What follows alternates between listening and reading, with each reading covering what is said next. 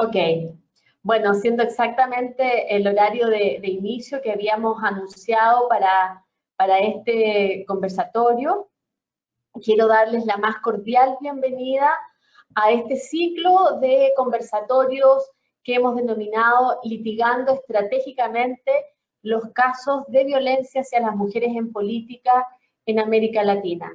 Desde ONU Mujeres, desde la OEA, SIM y el mecanismo de seguimiento a la Convención Belém do Pará, le damos una cordial bienvenida a todos y todas quienes nos están escuchando a través de esta plataforma.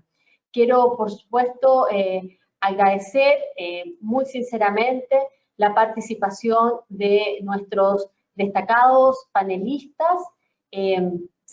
Antes quiero, por supuesto, agradecerle a mi querida amiga y colega Luz Patricia Mejía de la SIM OEA, que va a estar moderando esta conversación.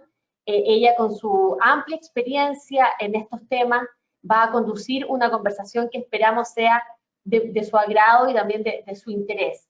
Agradecerle a la magistrada Mónica Soto por su participación. Para nosotros es muy importante que nos esté acompañando en esta conversación para poder darnos luz, iluminar acerca de la realidad de este problema que significa la violencia hacia las mujeres en todas sus formas y específicamente su experiencia vinculada a la violencia hacia las mujeres en política específicamente. Agradecer también la participación de Paula Barrios como importante experta en estos temas y que evidentemente también con su experiencia nos va a poder dar antecedentes relevantes sobre los procesos de litigio estratégico. Y a nuestro querido Arsenio Górez, quien elaboró este documento, si ustedes quieren, muy acucioso, muy sistemático, que permite, ¿no es cierto?, hacernos una idea un poco del estado del arte en cuanto a litigios estratégicos vinculados, ¿no es cierto?, al tema de la violencia hacia las mujeres en general y de la violencia hacia las mujeres en política en particular. Muy brevemente me gustaría decirles que, y resaltar en este espacio de bienvenida, la importancia de las acciones colectivas para poder erradicar las violencias hacia las mujeres en la política y en todos los espacios de la vida social, pública, económica, etc. Creemos fundamental mostrar aquí el trabajo de organizaciones, de redes de mujeres y de expertas. Y eso lo podremos hacer en este ciclo con litigantes que posibilitan el acceso a la justicia por parte de las mujeres. Queremos hacer un reconocimiento de ese trabajo que muchas veces, o la mayoría de las veces, es anónimo, sin ninguna publicidad, que lo llevan adelante la sociedad civil, con organizaciones, y expertos y expertas por otra parte. Creemos también importante reconocer y describir cómo en los últimos años se han conseguido avances en la participación política de las mujeres, sobre todo en nuestra región, en América Latina, a través de iniciativas legislativas, herramientas electorales e institucionales que posibilitan una mayor representación de las mujeres, aun cuando el camino es muy largo y sabemos que estamos solo a mitad de camino. Hemos logrado un 30.9% de representación en promedio en los congresos en América Latina, pero sabemos muy claramente que eso significa que aún el 70% entonces de los puestos de representación están ocupados por los hombres. Sabemos además que ese 30% de mujeres no necesariamente refleja la diversidad de las mujeres y que por lo tanto hay importantes grupos que están siendo excluidos de espacios de decisión. Y una de las razones para esa exclusión tiene que ver también con la violencia que sufren las mujeres que tienen un liderazgo político, que muestran intenciones en sus comunidades por participar en asuntos públicos y que, siendo defensoras algunas de derechos humanos, por ejemplo, ven impedida la posibilidad de tener un espacio de representación formal en alguna de las instancias institucionales. Y es por eso que es tan relevante abordar la situación de la violencia hacia las mujeres en política. Y SIM, OEA, MESECVI han hecho un enorme esfuerzo en este sentido, entregando instrumentos legales, como es la ley modelo, ¿no es cierto?, para abordar la violencia hacia las mujeres en política, tienen un trabajo fundamental con organismos electorales también en ese sentido, y ONU Mujeres también desde su mandato normativo, difundiendo y promoviendo los instrumentos necesarios para el abordaje de la violencia hacia las mujeres en política. Primero, visibilizando este tema oculto por mucho tiempo, mostrando que es una realidad y que es uno de los inhibidores que tienen las mujeres para involucrarse más en la vida pública, mostrando que esta es una realidad que existe y que tiene una caracterización especial en cuanto es dirigida hacia las mujeres en su condición justamente de mujeres. Creemos que de ese y muchos otros aspectos obviamente vamos a hablar hoy día. Luz Patricia va a introducir específicamente el documento que trabajó Arsenio, mostrando lo que es esta sistematización, ¿no es cierto?, de los casos de litigio estratégico más relevantes, mostrando también de alguna manera dónde están concentrados esos casos de litigio estratégico hoy día, muy vinculados a temas de violencia en general hacia las mujeres, pero menos o en particular hacia casos de violencia hacia las mujeres en política, que forma parte de los desafíos que tenemos. Sabemos que el área de litigio estratégico es un área muy especializada, muy, digamos, de un grupo de personas que lo maneja como instrumento, y por eso estamos haciendo este esfuerzo de socialización de estas herramientas, y al mismo tiempo lo hemos querido desde OEA y desde ONU Mujeres, lo que hemos querido ha sido hacerlo como por grupos geográficos, ¿no es cierto?, por subregiones de América Latina, entendiendo que las realidades también varían en algunos sentidos. Así que por eso este esfuerzo de hacer un ciclo de conversatorios y no solo un conversatorio, para hacernos cargo también de la diversidad al interior de nuestra región. Entonces vamos a partir ya para no atrasarnos más en lo que es importante, que es la conversación, con el objetivo, ¿no es cierto?, entonces de contribuir a la labor de los litigantes, operadores y operadoras de justicia, tomadores y tomadoras de decisión, diseñadoras y diseñadores de políticas públicas. Estamos presentando hoy día el documento Estándares de Protección de Derechos Humanos de las Mujeres, herramientas necesarias para la defensa de su participación política.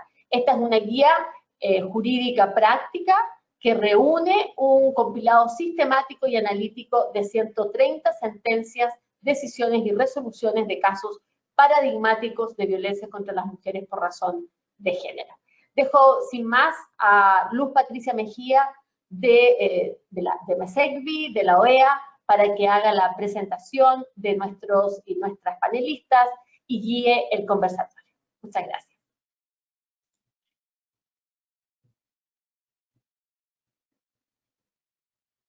No te escuchamos, Luzpa.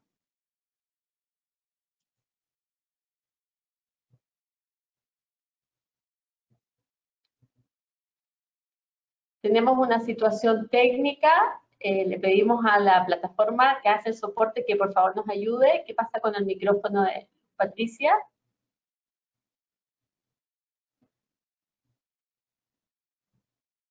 Ya, ok.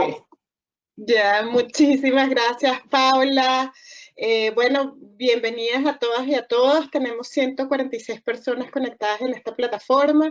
Muy contentas con Paula y bueno, con todo un equipo que nos respalda, Paula y a mí, la CIM y el MESECVI, y además ONU Mujeres de la Oficina de Panamá. Tenemos un equipo grandísimo que no se ve ahorita y que no está en cámara, pero que ha permitido que nos reunamos hoy con este instrumento tan importante que vamos a presentar, y que ha permitido que todas ustedes y todos ustedes estén aquí con nosotras, que estamos muy contentas porque este ha sido un trabajo que nos ha llevado un tiempo. Y no solo nos llevó un tiempo hacerlo, que bueno, que con un gran esfuerzo de Arsenio, pero también con todo un equipo atrás para que pueda llegar a ustedes este documento, sino que nos llevó un tiempo pensarlo, ¿no? Pensar en ese esfuerzo por, bueno, ¿qué hacer? Vino Paula un día a la CIM y me dijo: Luz Patricia, tenemos que trabajar juntas, tenemos que unir los esfuerzos de ONU Mujeres, de la CIM y el MESECVI, porque tenemos que ayudar a las mujeres que están haciendo política en la región, y tenemos que dar instrumentos para que los casos se puedan litigar, y tenemos que construir una plataforma unida que permita que nosotras, desde donde estamos, pero las organizaciones, las mujeres políticas, los partidos, puedan tener herramientas para comprender eso, que cualquier mujer política, que cualquier mujer que ha ejercido un puesto de liderazgo, que cualquier mujer que ha estado en el lugar de toma de decisiones, bien porque está denunciando algo, bien porque está haciendo ejercicio del poder, ha sentido, que no es otra cosa que la violencia política contra nosotras por el hecho de ser mujeres. Y entonces, esa emoción con la que vino Paula ese día, bueno, empezamos a decir qué hacer, cómo en este mundo que se está transformando, donde las mujeres están decididamente avanzando en la toma de decisiones, pero en el mismo tiempo hay reacciones importantes que se han manifestado en toda la región frente a ese avance. ¿Cómo hacer para generar herramientas? ¿Qué herramientas tenemos? ¿Dónde están? ¿Qué podemos hacer? ¿Cómo buscarlas? ¿Cómo unirlas? ¿Cómo generar sinergias, ¿no? Y en ese proceso pues decidimos que era importante generar un instrumento que todas las mujeres y todas las personas que están trabajando en estos temas pudieran tener a la mano como una herramienta útil para dar un brinco y comprender algo que yo le escuchaba decir a la magistrada Mónica Aralí Soto, que nos acompaña y a quien agradecemos especialmente porque está haciendo un esfuerzo fantástico en México, que ha llevado una importantísima delantera en este tema. Nosotros tenemos que agradecer a Mónica, a las personas que le sucedieron, que le precedieron, perdón, que han trabajado arduamente en empezar a esclarecer, no solo para México, sino para el resto de la región, cuáles son esos patrones, cómo funciona, cómo se ejerce esa violencia, dónde está. Y entonces me acuerdo que Mónica una vez planteó, bueno, qué difícil es desde adentro explicarle al resto de los magistrados por qué no es un caso solo de que la violencia se da tanto para hombres y para mujeres, sino que para las mujeres tiene unas específicas características, y cómo hacer que las mujeres comprendan que esa violencia que se está ejerciendo contra ellas está ocurriendo por el hecho de ser mujeres, que están decidiendo hacer política. Entonces, digamos, con esta duda que se planteaba Mónica en algún momento, recuerdo que era un caso que tenía algo que ver con libertad de expresión, Mónica, no sé si te acuerdas, nos los planteaste.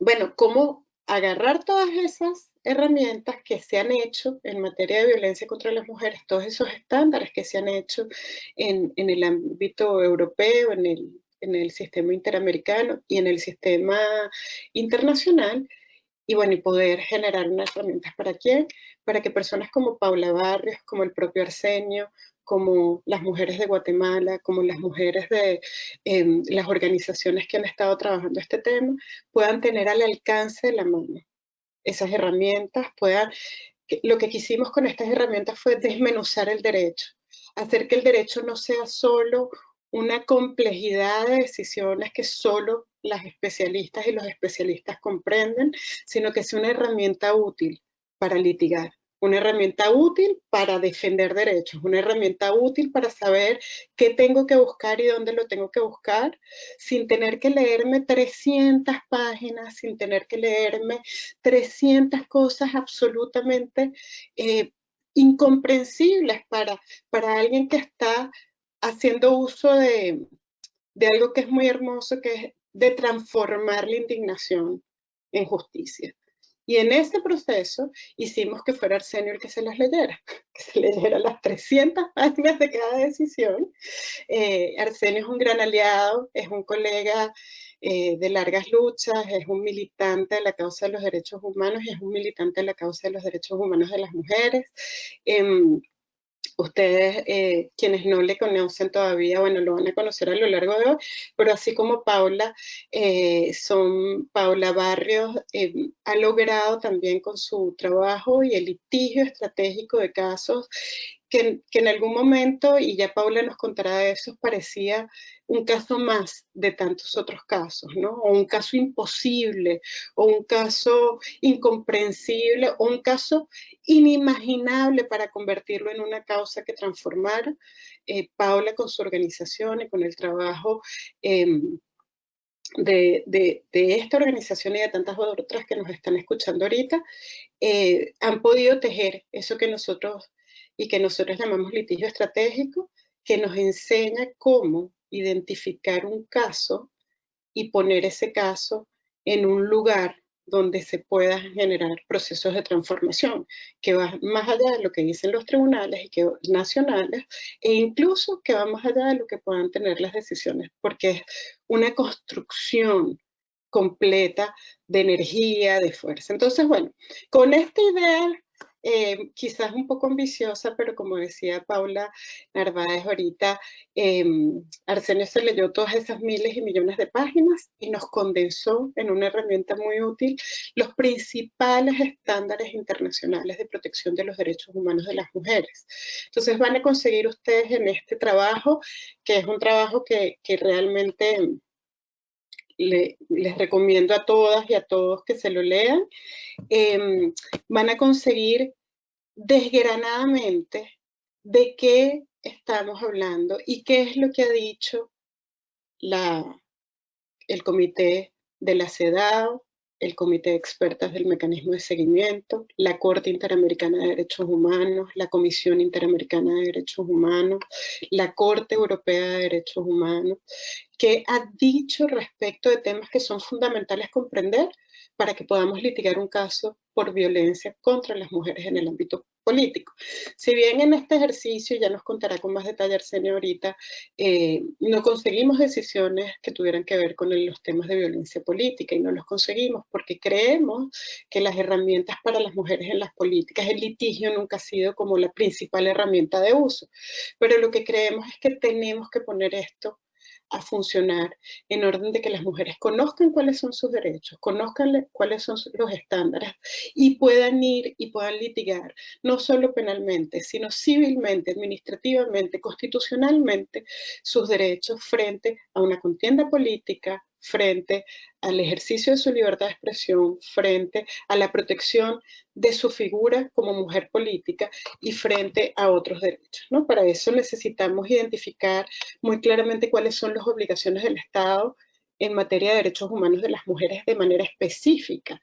Necesitamos saber cuáles son las obligaciones convencionales que tienen todos los estados de la región de acuerdo a las obligaciones previstas en la Convención de Belén do Pará y también de las obligaciones previstas en la Convención contra todas las formas de discriminación de la mujer, mejor conocida como la CEDAW, ¿no? ¿Cuáles son esos deberes en términos de prevención y protección? ¿Cómo yo, como mujer política, tengo un derecho a que se prevenga la violencia contra mí en el ejercicio de mis derechos políticos? ¿Cómo yo, una vez que fui víctima, tengo derecho a que se me resarza por ese daño, a que se me repare? ¿Cómo yo tengo derecho a que se dicten unas medidas de protección para que yo pueda seguir en la carrera? Pero sobre todo, como siempre dice la secretaria ejecutiva de la CIN, no solo es llegar, es permanecer en ese ejercicio del cargo y del poder, ¿no? Y entonces, ¿cuáles son las cosas que nos afectan cuando llevamos los casos? Y entonces tenemos aquí un instrumento muy útil para entender de qué hablamos cuando hablamos de estereotipos de género en el ámbito de la justicia, de qué hablamos cuando los jueces deciden que es culpa de las mujeres o que era como ellas se comportaron, o cuáles son los estereotipos. Ya Mónica nos hablará un poco más de eso, cuáles son esos estereotipos que se utilizan incluso en las campañas electorales y cómo desmontar esos estereotipos en el marco de un proceso judicial. Nosotros vamos a tener información muy clara sobre todas estas herramientas en este instrumento, y para eso vamos a estar en este conversatorio hoy, hablando de nuevo con Arsenio Cores, el autor de este instrumento, y bueno, con Arsenio, mucha gente atrás trabajando para que a ustedes les llegara este material, con la magistrada Mónica Aralizotto, que es magistrada de la Sala Electoral del Tribunal Federal de Justicia de México, y quien además por suerte es nuestra experta por México en el Comité de Derechos Humanos, y con Paula Barrios, que ya dije anteriormente. Paula representa la organización Mujeres, Mujeres Transformando el Mundo. Sí, y que ha litigado muchísimos casos estratégicos, y la conversación que vamos a tener hoy entonces va a ser sobre estos tres temas. Originalmente teníamos a la magistrada de primera, pero lo que vamos a tener es una conversación, y entonces yo quisiera empezar las preguntas primero con Arsenio, con Pablo, y después voy a seguir con la magistrada, quien nos irá contando poco a poco cómo eso de lo que nos va a hablar Arsenio ahora, cómo eso de lo que ha sido la experiencia del litigio estratégico se traduce en el ejercicio de administrar justicia, ¿no? Que esa labor tan magnífica que tiene la magistrada en este momento, y cómo esas herramientas que Arsenio fue descubriendo en tantas hojas que se leyó son útiles para este trabajo. Entonces, vamos a tener un diálogo en el que vamos a trabajar unos 50 minutos, y después vamos a tener la oportunidad de escuchar a las personas que nos están acompañando. Vamos a recibir preguntas del público para que ustedes puedan también contestarles algunas preguntas. Entonces tenemos algunas preguntas generadoras. Ya yo muy rápidamente voy a empezar con Arsenio, ¿no? Que era el que estaba último, pero yo sí quisiera preguntarle primero a Arsenio pues algunas cosas, y bueno, quisiera que esto también fuera un diálogo bastante fluido, ¿no? Y entonces lo primero que yo le preguntaría a Arsenio es, bueno, estuviste trabajando en estos estándares de litigio, te leíste millones de decisiones, Arsenio, te leíste miles de decisiones de todas estas organizaciones, pero ¿cuáles serían los temas que tú resaltarías como los temas que habitualmente llegan más al sistema internacional, ¿no? ¿Qué es lo que más destacarías tú en términos de temas que definitivamente los sistemas de administración de justicia nacional no están resolviendo, y que entonces, como no se están resolviendo, llegaron a los sistemas internacionales de protección? Bueno, buenos días, buenas tardes desde España a todas las participantes en este evento, de quienes nos están viendo y escuchando.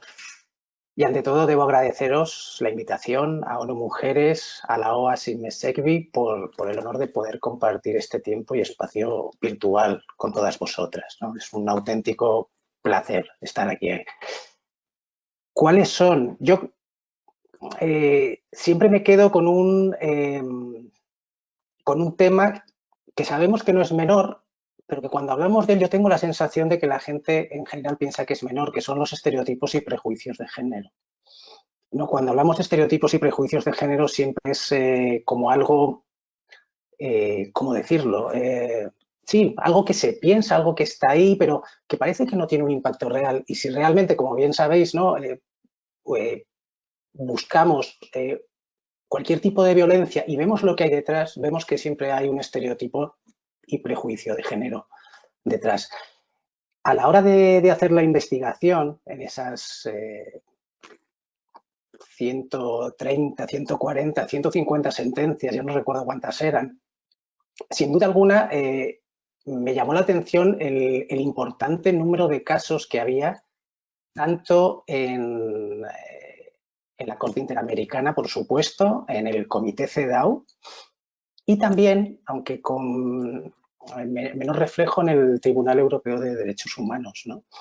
Me llamó la atención algo que no es realmente favorable, ¿no?, para el Tribunal Europeo de Derechos Humanos, que es que hay muchas menos sentencias que en la Corte, por ejemplo, sobre los temas de violencia contra las mujeres, y que solo una, que es la de Opuz contra Turquía, encuadró esta violencia en el artículo 3 del Convenio Europeo, que es tortura y tratos inhumanos o degradantes.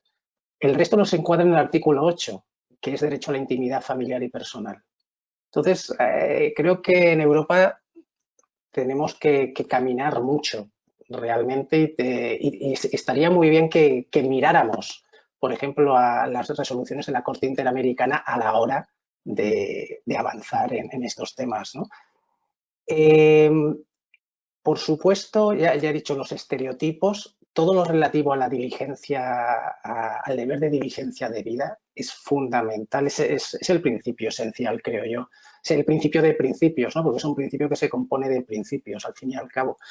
Pero es esencial y, sobre todo, algo importante que no hemos citado todavía, son las sentencias de las Cortes Penales Internacionales, de los Tribunales Penales Internacionales. Son sentencias, entre comillas, antiguas, porque nos estamos encontrando con sentencias, Akayesu creo que recordar que es del año 98, el mayor elenco de sentencias del Tribunal, de la Corte, del Tribunal Penal Internacional para la Ex-Yugoslavia, fue entre finales de los 90 y principios de este siglo, en todo lo relación a la valoración de los testimonios y en relación a la valoración del consentimiento en los casos de violencia sexual, ¿no? Son estándares que ya estaban ahí, son estándares que obviamente no hemos, que en los derechos internos no se suelen aplicar o se está tardando mucho en aplicar si ya se han empezado a aplicar, ¿no? Y todo parte además de algo en lo cual yo no sé si estaréis de acuerdo, pero mi experiencia lo que me dice, por ejemplo, es que la prueba testifical, la declaración de las víctimas de violencia, normalmente no se entiende como una prueba. Sí, es una prueba, oficialmente aparece en los códigos penales, en las leyes de enjuiciamiento criminal y tal, pero realmente es muy normal escuchar esa expresión de no tiene ninguna prueba, solo cuenta con su palabra, ¿no? Y en cambio lo que hacen los tribunales penales internacionales, lo que hace la Corte Interamericana, lo que hace el Tribunal Europeo es reforzar el testimonio de las mujeres víctimas, sobre todo porque en muchas ocasiones nos vamos a encontrar que esa va a ser la única prueba o la prueba preponderante, ¿no? Por el tipo de violencia de las que suelen ser víctimas. Yo creo que esos tres elementos, evidentemente conjugados, porque las jurisprudencias emitidas dan para muchos detalles, ¿no? Se podría haber enfocado de otra manera, se podrían haber elegido a lo mejor adicionalmente otros parámetros, ¿no? Pero yo creo que, como tú bien has dicho, el documento sí recoge un elenco de estándares bastante amplio, bastante sistemático, estructurado y, sobre todo, bastante accesible. Muchísimas gracias, Arsenio. Yo creo que bueno, esa era una mirada general que nos permite identificar pues esos tres elementos, ¿no? Estereotipos, deber de debida diligencia y la complejidad de lo que es para una mujer que se le escuche y que lo que ella dice sea valorado en su justa medida y su justa dimensión, ¿no? Y yo creo que, bueno, de eso nos puede hablar muchísimo Paula Barrios, que a lo largo de 20 años ha estado trabajando en garantizar que las voces de muchas mujeres y niñas se escuchen en Guatemala. Como señalé anteriormente, Paula, a través de su organización, ha estado trabajando en litigios estratégicos de casos. El más famoso a nivel internacional es el caso Cepuzarco, pero muchos casos han trabajado desde Guatemala y nuestra intención de que Paula nos contara un poquito cómo eso de lo que nos ha hablado Arsenio ahorita, que son quizás los tres ejes más complejos en el área de los tribunales nacionales, y por eso tienen un reflejo en la jurisprudencia internacional, ha sido parte del trabajo que ella ha venido haciendo, ¿no? Cómo identificar que esos temas que parecieran el día a día de la justicia nacional han resultado ser, y cómo ustedes como litigantes han identificado que esas barreras para acceder a la justicia son elementos claves, cómo se organizan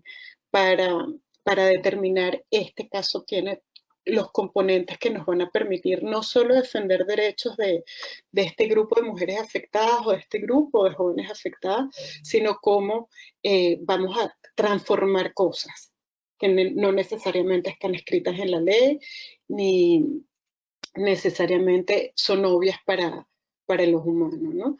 Entonces, Paula, buenos días. Gracias, muy buenos días desde Guatemala. Bueno, me sumo al agradecimiento de la participación de este espacio de reflexión. Creo que es un tema muy importante, sobre todo para nosotras en Guatemala y los países latinoamericanos, poder poner al centro la violencia política que vivimos las mujeres desde el ámbito del ejercicio de defender derechos humanos de las mujeres, defensa del territorio, pero sobre todo en esa participación política partidista que muchas mujeres lo enfrentan en soledad y bueno, pues en un vacío de marcos jurídicos a nivel nacional. Yo pues felicito mucho este esfuerzo de sistematizar las sentencias a nivel internacional porque nos dan una herramienta súper valiosa para poder avanzar en nuestros sistemas internos. En el caso de mujeres transformando el mundo y bueno, poniendo énfasis y como ejemplo el caso de Sepur Sarco, si bien es cierto, es un caso paradigmático que se gesta internamente en el sistema guatemalteco. Esto se debe a muchos esfuerzos y litigios internacionales que de alguna manera propiciaron un espacio para poder acceder a la justicia penal y establecer delitos de lesa humanidad, juzgar esos delitos de lesa humanidad, la violencia sexual, la esclavitud sexual y doméstica cometida en el contexto del conflicto armado guatemalteco y tener esa oportunidad en un sistema democrático de ser juzgado internamente y pues que hoy cuente con una sentencia firme. Pero esto no ha sido un camino nada fácil. Por supuesto, hay un interés legítimo de las mujeres de búsqueda de justicia, de que se reconozca que esos hechos sucedieron, de que su palabra tiene un valor, que es su verdad, y que por lo tanto hay personas y hay un Estado responsable de estos hechos y debemos transitar no solo a obtener una sentencia condenatoria, pero sobre todo a garantizar que estos hechos no se repitan. Lamentablemente, en este ejercicio de la política, vemos sistemáticamente la discriminación y el acoso hacia las mujeres que incursionan en este ámbito. Y también a magistradas, abogadas, juezas, que hacen el ejercicio tratando de ejecutar esos principios de autonomía y de objetividad. En el caso del litigio estratégico, el caso Sepur Sarco, hay un elemento fundamental y es la sujeta social.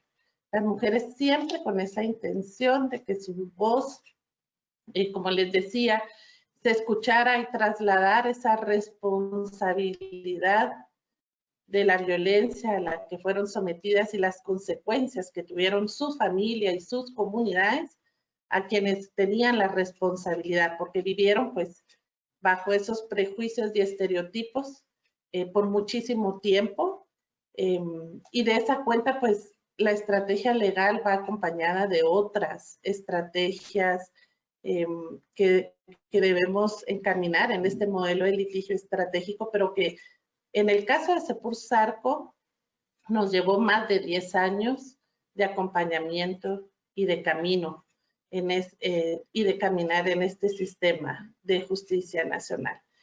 Yo creo que poniendo énfasis en la violencia política, ni siquiera hemos reconocido estos hechos como violencia. Y yo podría hablar desde nuestra experiencia en Guatemala.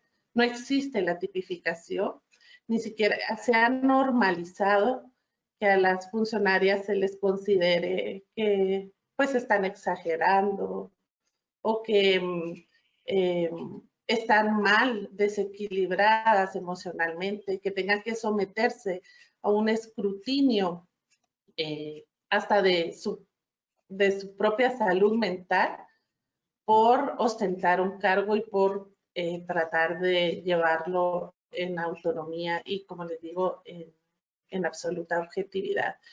De esa manera, pues, de igual manera, el reto en el caso de Sopursarco era estos casos que ocurrieron hace más de 30 años. ¿Es posible juzgarlos? Aún no han prescrito. ¿Cuál es ese estándar probatorio?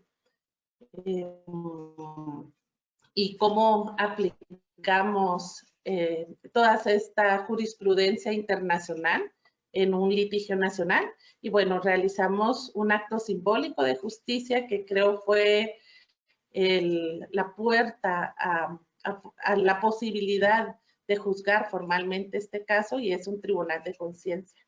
Este fue un ejercicio de justicia simbólica, sin embargo, fue un ejemplo para presentar cuáles son esos mecanismos probatorios necesarios para tener un acceso a la justicia formal y sobre todo poner al centro los testimonios de las mujeres. Creo que este fue una posibilidad de romper el silencio, de identificarnos con otras mujeres que vivieron esta misma violencia sexual, pero sobre todo teníamos, fue dirigido a los operadores de justicia y las operadoras de justicia que pudieron discutir y analizar el sistema, en el sistema nacional, la aplicación de estándares internacionales y de un mecanismo probatorio que permitió el avance de este caso y el ejercicio ciudadano y democrático de las mujeres de tener acceso a una justicia. Sí. Muchísimas gracias, Paula. Yo creo que has dicho unas cosas que son claves y que son muy importantes, ¿no? En esos casos que tenemos esta compilación de que estamos presentando hoy, mucho de lo que se decide y de esos estereotipos de los que nos hablaba Arsenio hace un rato, tienen que ver con eso de que las mujeres son exageradas, de que las mujeres somos sensibles, de que las mujeres estamos magnificando el problema, de que no era para tanto, así hayamos sido violadas, torturadas o minimizadas en nuestras funciones, ¿no? Y precisamente, y ahí yo creo que por eso es tan importante el trabajo que está haciendo la magistrada Mónica Aralí, porque yo creo que hay dos cosas, un puente muy interesante en el que ya más adelante nos hablarás con más detalle, que es como el tribunal incluso empezó a trabajar hacia adelante frente a la evidencia de que había violencia política. El tribunal sacó un protocolo para atender las denuncias de violencia política, incluso, si no me equivoco, magistrada, cuando aún todavía no había una ley que lo tipificara. Entonces, de alguna manera, una respuesta institucional a un fenómeno que estaba ocurriendo por un compromiso que iba más allá, y por supuesto un compromiso también liderado por muchísimas mujeres dentro del tribunal, y eso hay que decirlo porque de eso también se trata la participación de las mujeres, ¿no? Y bueno, con toda esta necesidad que tuvo el tribunal de empezar a dar respuesta a lo que era evidente, pero que no estaba todavía aterrizado en una ley que protegiera a las mujeres específicas para el tema de violencia política, empezaron a llegar temas complejos al tribunal, ¿no, magistrada? Y entonces, pues ahí la magistrada está haciendo un trabajo sumamente relevante, porque la magistrada trabaja no solo como parte del Comité Interinstitucional de Igualdad de Género del Poder Judicial, sino que articula también procesos integrados por la Suprema Corte, por el Consejo de la Judicatura, el Tribunal Electoral. Digamos, es un complejo sistémico de ver qué estaba pasando con este fenómeno, que hoy en día ya ha sido legislado, pero bueno, estoy segura que muchos han sido los desafíos que tuvo el tribunal, que ha tenido la magistrada para atender estos temas, y entonces quisiéramos que ella un poco nos compartiera cuáles son esos temas complejos, y para poder sentar las bases de este es un caso de violencia de género en el ámbito de la política contra las mujeres, como aterrizar esto no es solo un tema político, es un tema que está atacando directamente la dignidad, la humanidad de una mujer que está haciendo política. Entonces, magistrada, la dejo a usted en el uso de sus habilidades pedagógicas que son maravillosas, compartiendo toda su sabiduría y experiencia. Muchísimas gracias, muy buenos días, muy buenas tardes. Hasta España también, y de verdad es un honor estar el día de hoy compartiendo este panel. Gracias Paula Narváez, gracias Luz Patricia, de verdad hemos trabajado de la mano en muchos temas ya con anterioridad y siempre es un gusto el poder servir. Y bueno, me congratula estar con Arsenio, con Paula, de verdad es muy, muy importante y nos da mucha luz el primero conocer este gran trabajo que hoy nos presenta, que realizó Arsenio, y bueno, la experiencia, por supuesto, de una gran defensora como es Paula también desde Guatemala.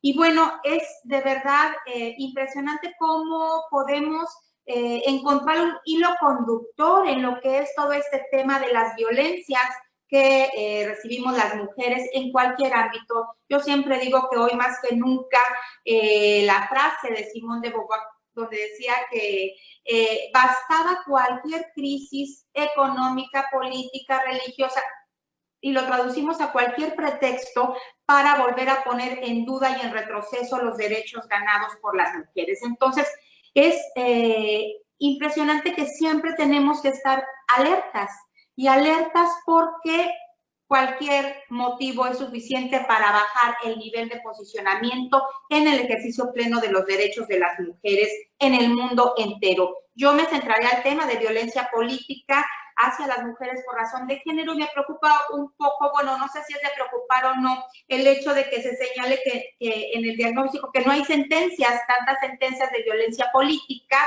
y la experiencia de México creo que es una experiencia especial, particular, en donde por muchos factores y por la unión y activismo de muchas mujeres defensoras en redes, aliadas políticas, adentro de las instituciones, fuera todo, han ido impulsando esta gran estatus jurídico, legal, jurisprudencial que hoy tenemos, y el nivel de sentencias que hemos acumulado en el Tribunal Electoral y en los tribunales electorales de todo el país, lo cual por un lado puede verse muy positivo o negativo también, en el sentido de que hay quien piense que hay más violencia ahora, pero podemos decir es que tal vez siempre ha estado la violencia, pero hoy las mujeres tienen mayor claridad de que hay una instancia o hay varias instancias a las que pueden acudir para defender sus derechos, ¿no?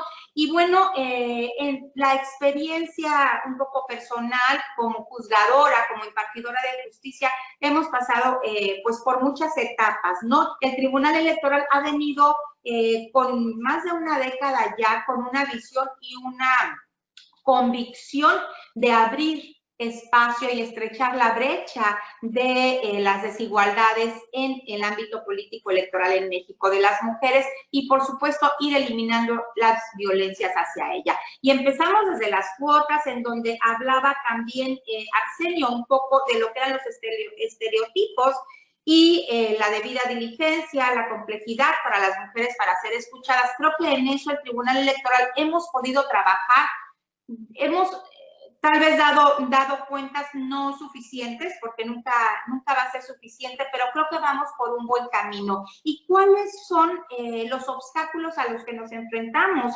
¿Cómo? No puedo hablar por todos los demás, pero creo que desde mi experiencia como impartidora de justicia, creo que he podido identificar muchos obstáculos. Son resistencias institucionales, falta de conocimiento y entendimiento de lo que es la cultura patriarcal, que también permea las instituciones y también permea las instituciones de impartición de justicia. Cuando aprendimos el derecho, otras generaciones, pues no, yo nunca tuve el conocimiento o una clase de derechos humanos, una clase de perspectiva de género, de cómo aplicar el derecho con perspectiva de género, ni mucho menos. Entonces hemos tenido que ir aprendiendo yo podría decirles de unos 20 años acá, y desaprendiendo lo que es la manera formalista de juzgar, lo cual no ha sido fácil para unas y para otros, ¿no?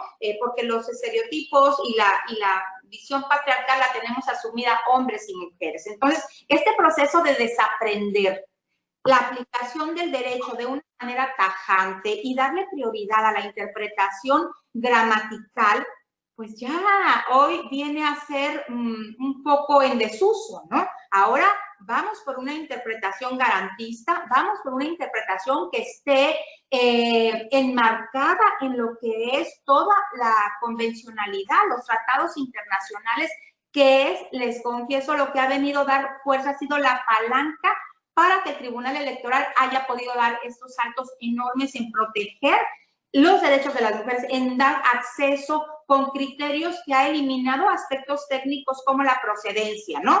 Las mujeres, cuando no son parte directa, no pueden impugnar. Hoy el tribunal ha eliminado ese obstáculo, ese tecnicismo, y les hemos abierto a todas las mujeres la posibilidad de poder impugnar, no siendo así las, digamos, directamente, las actoras, las directamente involucradas en los casos, ¿no? ¿Por qué? Porque las hemos considerado que están legitimadas para defender el derecho de todas las mujeres. Y así hay muchos otros obstáculos, además de estos técnicos que ahorita me mencionaban, el aspecto probatorio. Y les voy a contar más adelantito un caso de la semana pasada, en donde de verdad es un caso transformador, que es a donde tenemos que ir los tribunales, a buscar sentencias transformadoras de la realidad social, ¿sí? Y de constructoras de la cultura patriarcal, que vayan más allá del caso concreto y puedan tener un impacto más general, que vendría, es cuando se convierte en un caso estratégico, ¿no? Creo. Y así tenemos varios de ellos. Uno de ellos es el aspecto probatorio. Les comento que es un gran avance el que en un asunto de la semana pasada nosotros asumimos el criterio de que la carga de la prueba, que bien sabemos que un principio general del derecho es que la carga de la prueba, pues el que acusa está obligado a probar, pues en el caso de que se trate de violencia política hacia las mujeres, la prueba estará a cargo del que es acusado de violentador, ¿sí? Entonces, las mujeres tendrán presunción de veracidad y el que tiene que probar es a quien se le está acusando, y es la deconstrucción, digamos, de este principio general del derecho en términos de violencia política hacia las mujeres. Este es, me parece, un criterio que sí nos va haciendo el derecho más amplio y más protector real de las mujeres, porque van las mujeres primero con obstáculos para ejercer sus derechos político-electorales, y cuando son violentados, obstáculos para acceder a la justicia, ¿no? Y después para el debido proceso, que sea un proceso justo para ella. Después para sentencias que les sean favorables y sentencias que se les reconozca, como decía también Paula, que se les reconozca su verdad. Y es muy importante para las mujeres una sentencia en donde se les diga que sí se les cree, que su palabra tuvo valor, y ahí es donde el tema probatorio pues viene a ser sustancial, porque cuando nos piden o exigimos como juezas y jueces, pues pruebas técnicas, pruebas que estén en el expediente, pues sabemos que en temas de política y de violencia no las vamos a encontrar en papelito, ¿no? ¿Por qué? Porque es parte de los estereotipos, de género en política las mujeres, desde que siempre tienen que tener un padrino para poder llegar, ¿sí? En donde por sus capacidades y su liderazgo propio es muy difícil llegar. Entonces, bueno, creo que esto de garantizar un debido proceso es fundamental, ¿sí? Pero si ustedes me dijeran, ¿cuál es el obstáculo más grande que tú identificas a la hora de tener un expediente en donde dice que una mujer viene a decir que hay violencia política o que hay violencia hacia ella, que está siendo sujeta de este tipo de violaciones? Yo creo que es el elemento de género. El Tribunal Electoral hemos avanzado antes, que hoy ya está legislado, pero el Tribunal, a través de criterios y jurisprudencias, fue construyendo toda una gama de criterios obligatorios, ¿sí? Que hoy, afortunadamente, están ya establecidos en ley ¿Por qué? Porque recientemente en abril hubo una gran reforma en México a 8 leyes y a nivel constitucional, pero fuimos avanzando con criterios que iban más allá. Y brevemente, para cerrar ya este tema, el elemento de género, hemos determinado una jurisprudencia, la jurisprudencia 21 de 2018, en donde determinamos 5 elementos básicos como un test para identificar si sí hubo violencia política hacia la mujer, o fue violencia nada más, o fue parte de la rudeza de la política. Y de estos 5 elementos, para mí, en mi experiencia, el más complicado de defender, de argumentar, es el elemento de género, que es violencia hacia la mujer por el hecho de ser mujer. Creo que todavía nos falta mucho entender qué significa por el hecho de ser mujer. El impacto es diferenciado, que no es lo mismo, ¿no? Entonces, bueno, creo que en ese sentido, a la hora de argumentar un asunto en un pleno de juezas y de jueces, el determinar que sí fue por ser mujer, hasta hoy día seguimos teniendo un gran debate, porque muchas veces decimos, no lo podemos admitir porque no trae temas de constitucionalidad.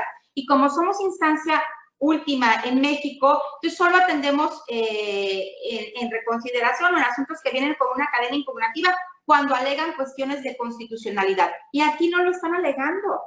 Oye, pero son derechos fundamentales, vámosle entrando. Entonces, porque es por el hecho de ser mujer que le hicieron esto, convencernos entre nosotros de que sí hubo esa dominación de la masculinidad y del patriarcado en ese caso, es para mí el aspecto más importante que hoy todavía tenemos que trabajar y que influye muchísimo en darle entrada a un asunto para luego empezar a estudiarlo con esta visión de perspectiva de género en el juzgar. Entender que es una metodología que las juezas y los jueces tenemos que aprender y desarrollar.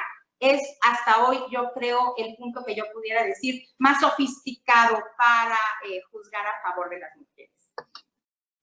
Muchísimas gracias, magistrada. Yo creo que 2 temas que fueron precisamente con esa experiencia y con esa pedagogía que tiene la magistrada, fueron como los 2 temas generadores de este documento.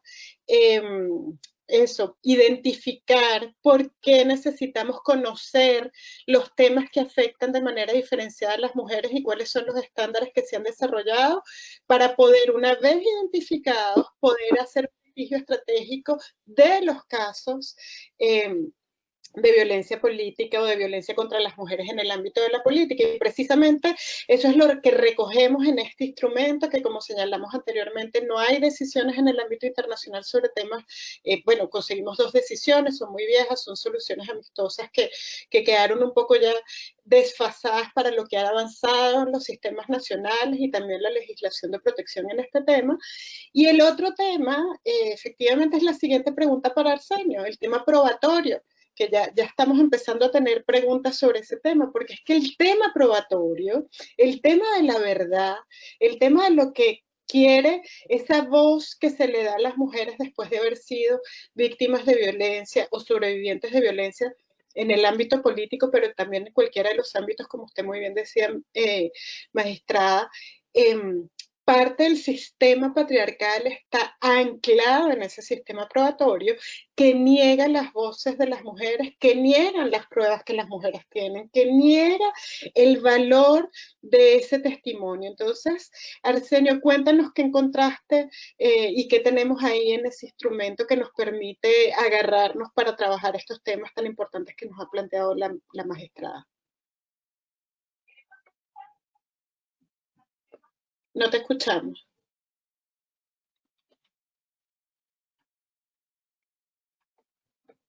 Ahora, como señalaba antes, el deber de debida diligencia, un deber que es totalmente transversal, pero claro, decir debida diligencia así sin más realmente es una expresión vacía, ¿no?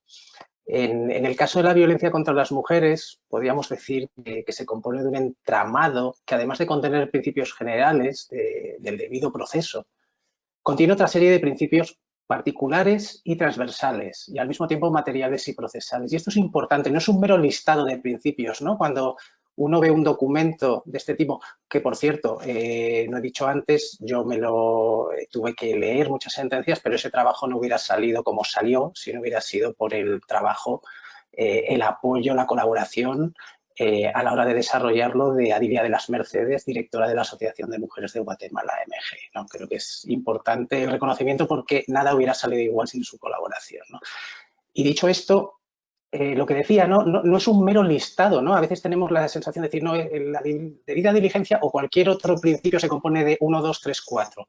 Y hay que entender que no es una mera enumeración, sino que son principios que se interrelacionan, que se entraman de alguna manera, que son interdependientes, que esta es la real fortaleza, ¿no? Que uno se apoya en otro de alguna manera.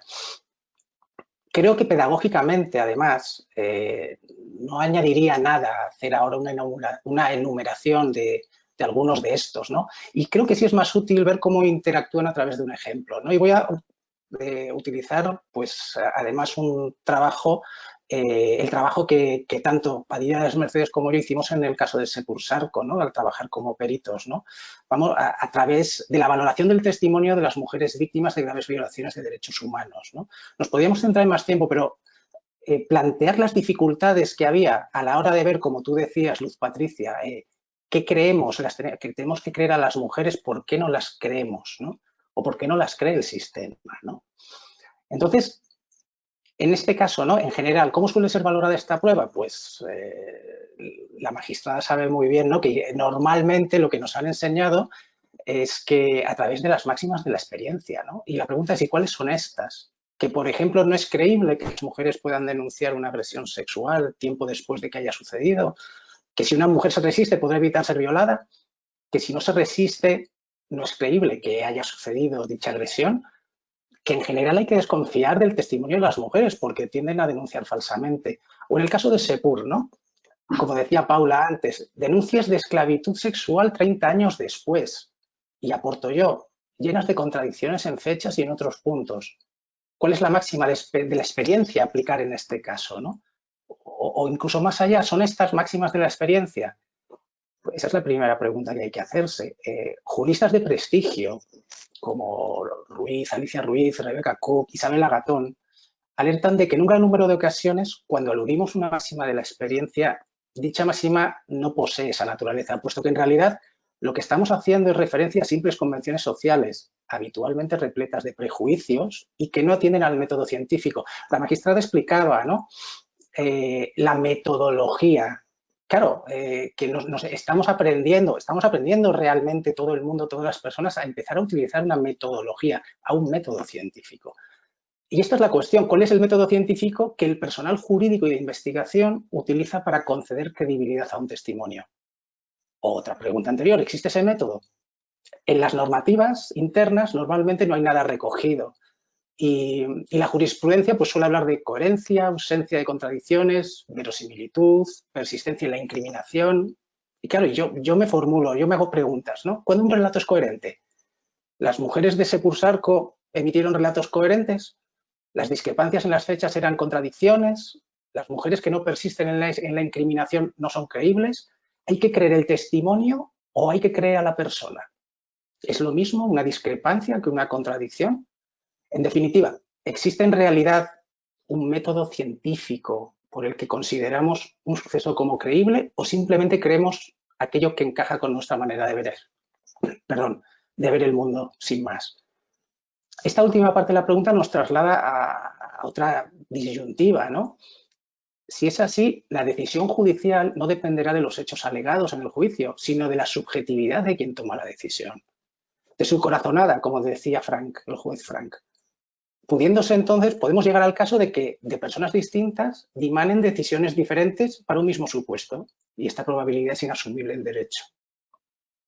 Claro, esto exige que la valoración jurídica pertinente de una prueba como la declaración de las víctimas, como la declaración de testigos, requiera de un marco de análisis estructurado, racional, consistente, imparcial y bajo el estándar probatorio adecuado. Un análisis que comprenda, entre otros, la coherencia del testimonio a nivel interno y con otros testimonios, su congruencia, su verosimilitud y finalmente su credibilidad. Esto es el juicio respecto a si se llena el estándar de prueba pertinente. En el caso de las mujeres de Sepur, parte necesaria de este método de análisis fue la implementación de al menos 6 enfoques transversales. El primero, el de género, obviamente, que permitía entender los diferentes roles de las mujeres y hombres en la cultura quechí. El segundo, el de diversidad étnico-cultural, al tener el pueblo quechí una cosmovisión y concepción del tiempo, de la relación con el entorno y de la vida, en definitiva, totalmente distintas de las que rigen en el autodenominado como mundo occidental, ¿no? En relación, a su vez, con la memoria, sobre cómo funciona esta, especialmente bajo las consecuencias traumáticas tras graves violaciones de derechos humanos. En la edad, algunas mujeres eran niñas cuando sucedieron los hechos de violencia y otras muy mayores cuando tuvieron que narrarlos, lo que puede afectar a su exposición. El nivel de educación formal, que también puede impactar a la hora de narrar lo sucedido, y las formas heterogéneas de las preguntas que se le hicieron y la manera en que se recogieron, ¿no? A través de este proceso, obtuvimos las herramientas para rebatir los estereotipos y prejuicios de género que amenazaban la credibilidad de los testimonios de las mujeres en el caso. A saber, la minimización de la violencia contra las mujeres, el estereotipo de la violencia contra las mujeres como únicamente violencia física, el tratamiento inadecuado de la violencia contra las mujeres, la inclinación de las mujeres a denunciar falsamente y, finalmente, la descalificación del testimonio por su comportamiento posterior no acorde a la respuesta que se podía esperar, ¿no?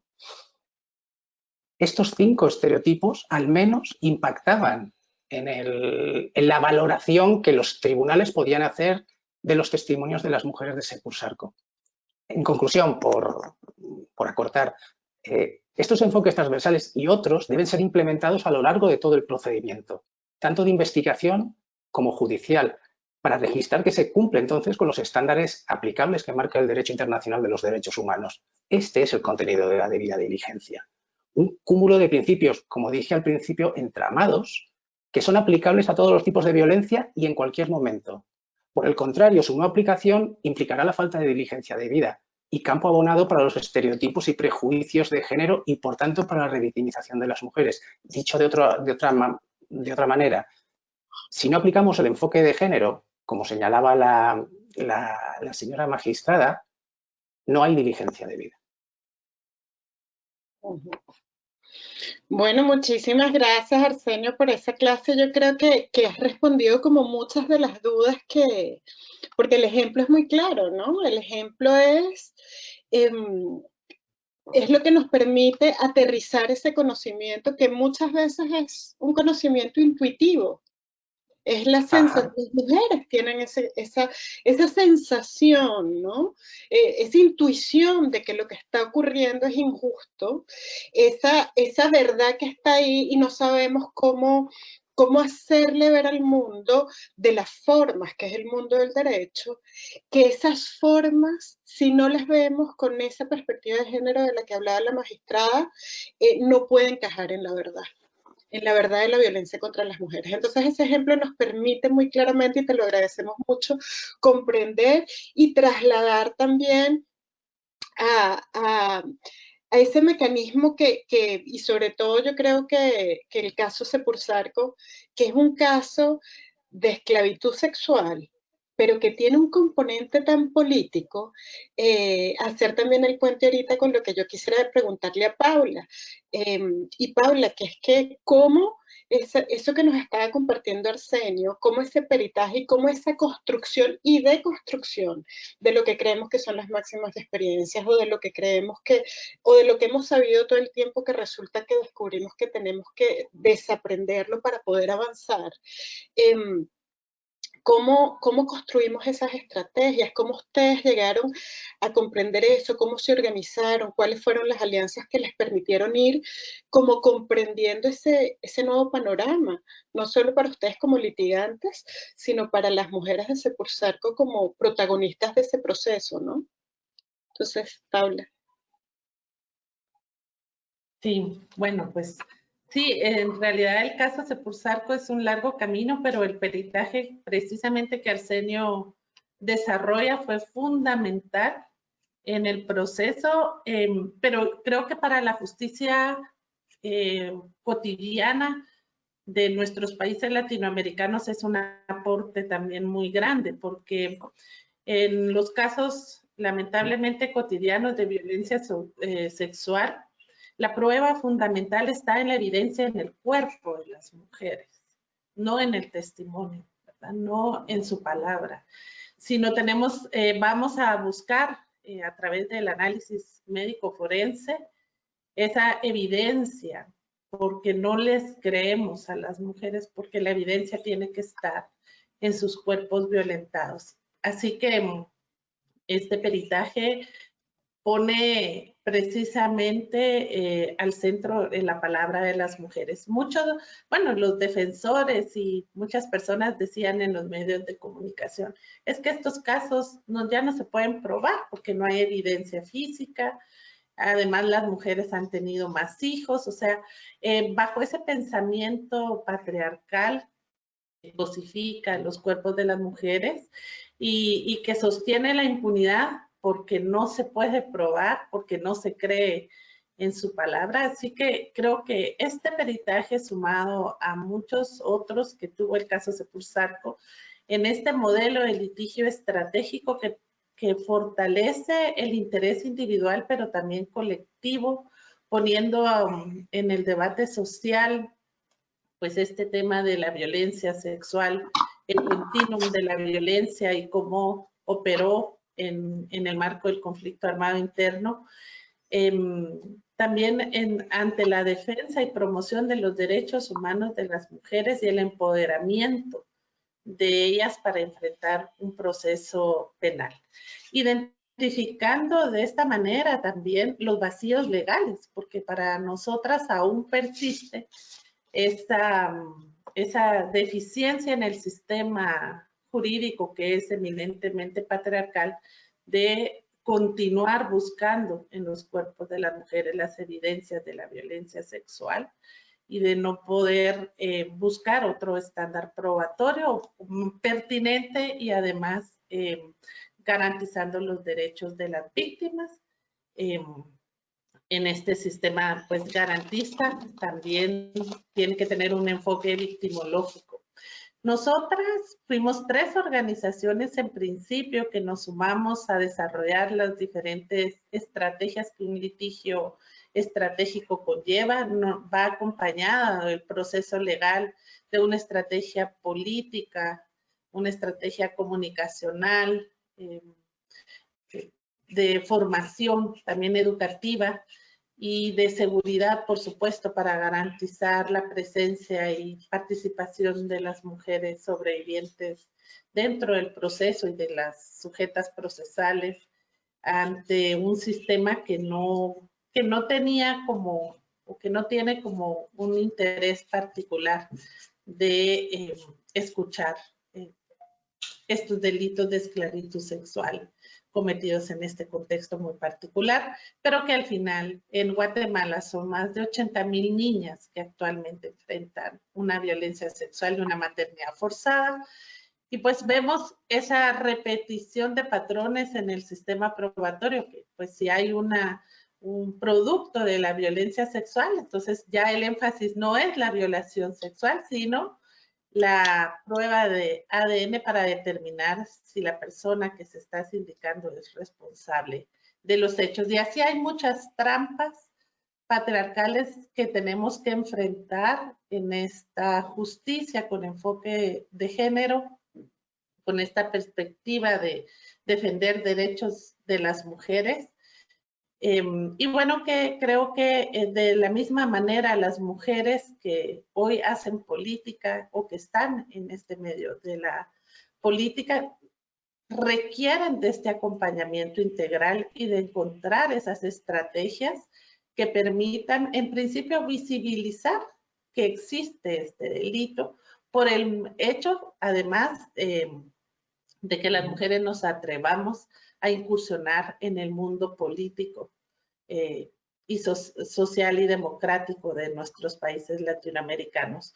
Tener un modelo de Estado inclusivo donde las mujeres tengamos la misma participación, porque además, bueno, desde el voto ha sido una lucha permanente por estos derechos políticos de las mujeres. Tener una normatividad que nos permita hacer este ejercicio con garantías de que tenemos mecanismos para juzgar o para defender nuestra participación política. Esto, por lo menos en Guatemala, es aún muy débil, muy débil, y tener una cultura jurídico-política de reconocer que las mujeres tenemos ese derecho a la participación.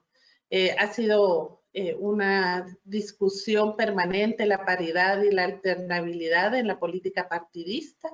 No hemos logrado establecer estos principios dentro de la legislación y la normativa nacional, y luego las pocas mujeres que llegan a estos espacios de toma de decisión se enfrentan a un escrutinio de su situación emocional, de su vida privada o sexual, situación que los hombres no enfrentan, ¿verdad? Y que realmente requiere entonces de que, si bien podemos utilizar el litigio estratégico como una herramienta para lograr estos cambios sociales, jurídico-políticos, también se requiere pues de poner en práctica estos estándares o traer a la legislación nacional estos mecanismos que permitan ir fortaleciendo la participación de las mujeres, y al final el litigio estratégico puede ser un mecanismo más para garantizar estos derechos de las mujeres. Muchísimas gracias, Paula. Yo creo que hay tres cosas que son muy interesantes de todo lo que has dicho y que nos permite también esa conexión con el trabajo que hace la magistrada, ¿no? Yo creo que ella nos hablaba de que mucho de lo que se ha avanzado en el Tribunal Electoral ha tenido que ver con alianzas estratégicas y con el hecho de que mujeres estén en posiciones de poder.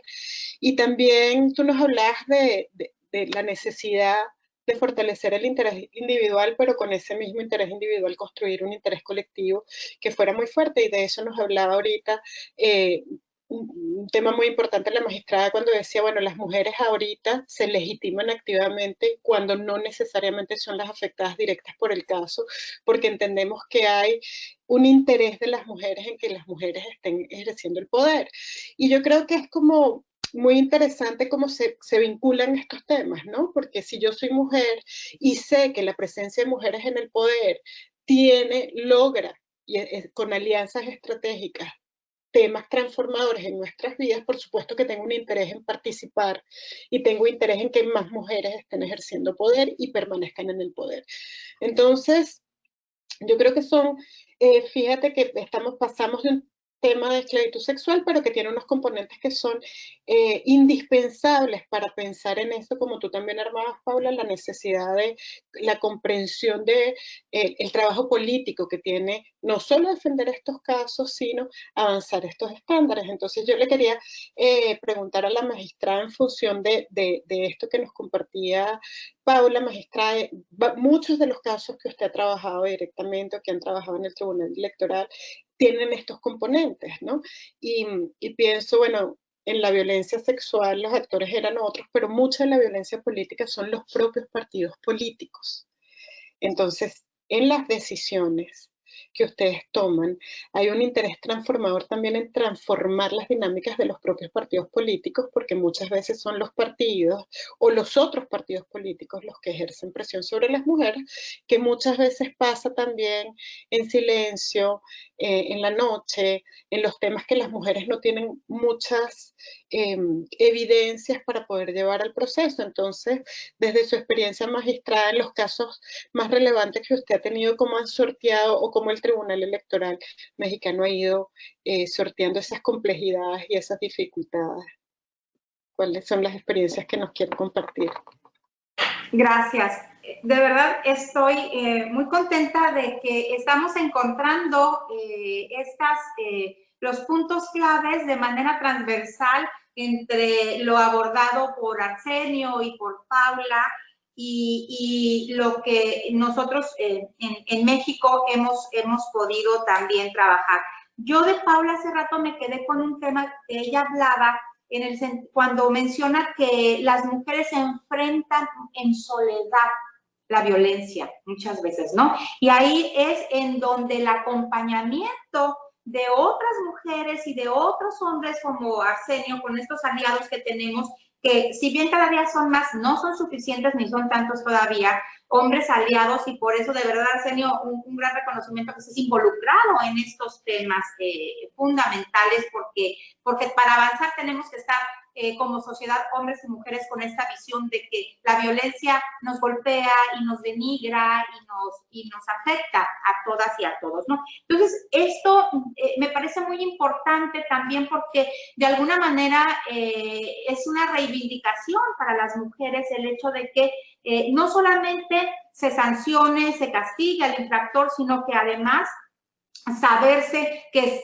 están acompañadas antes, durante y después de estos procesos tan terribles que se viven. No es fácil para una mujer, y dentro de los obstáculos, que lo decía también Arsenio, es el peligro que ven de que las mujeres denuncien falsamente si están viendo que tienen sentencias favorables, ¿no? A mí muchas veces ahí en la dinámica de las discusiones me decían, oye, es que ya fue mucho, es que no va a haber policías que alcancen para dar medidas de protección por violencia hacia las mujeres en Oaxaca, Chiapas, Guerrero, Veracruz, que son los estados en México en donde más se concentra la violencia política hacia las mujeres y todo tipo de violencias a ellas, ¿no? Entonces hay quien considera que ya fue demasiado, que las mujeres pueden utilizar lo de acusar de violencia política a cualquier hombre, y entonces pues ya esto se va a pervertir y ya va a haber demasiado, ¿no? Y no va a haber policías para estar emitiendo órdenes de protección para que las estén cuidando,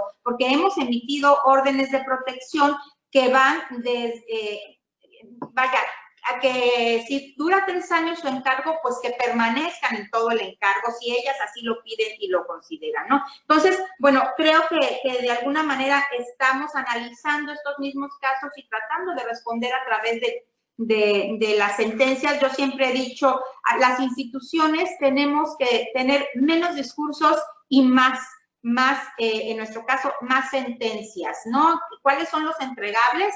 Pues el juzgamiento en los tribunales electorales. Entonces, cuando vamos a un panel, me parece muy importante que nos pregunten los casos, porque, pues, ¿qué le puede importar a la gente lo que yo piense en lo particular? Si soy una mujer que piensa mucho en la defensa de las mujeres, si cree en el feminismo, cree en la deconstrucción del patriarcado, pero si estoy juzgando técnicamente, pues no sirve, ¿no? Entonces yo digo, vamos por más sentencias que realmente sean transformadoras de la realidad terrible que viven las mujeres en torno a la violencia política. Y les contaré muy brevemente, miren, sí me hace sentir muy satisfecha y muy orgullosa de estar en un pleno integrado por 7 magistradas y magistrados del Tribunal Electoral del Poder Judicial de la Federación, última instancia en México, en donde de verdad creo que puedo afirmar que tenemos asumida esta cultura de la igualdad sustantiva y de hacer todo lo que esté a nuestro alcance para dar pasos importantes como los que les decía ahorita de la redacción de la prueba, en fin, de estos criterios, ¿no?